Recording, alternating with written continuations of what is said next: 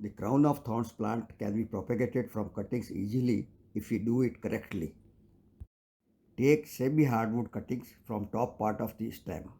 Hardwood cuttings, that is lower part of stem, will take longer to root or even fail to root. The white sap is irritating to the skin, so you may wear gloves when taking the cuttings. Take about 3 to 5 inch long cuttings using a sharp and clean blade or knife. Place the cuttings in shade for 1 to 2 days to allow the cut end to callus, that is to dry.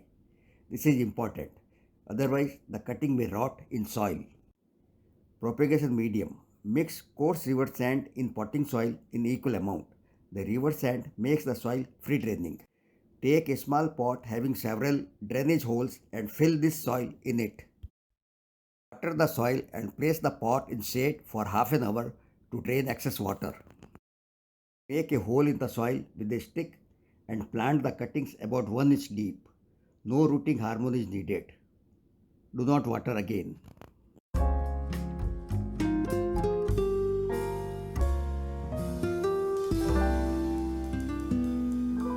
Enclose in a polythene bag to create high humidity inside. Place in shade. Open the bag every 10 days and spray water lightly. The new growth will emerge in a few weeks.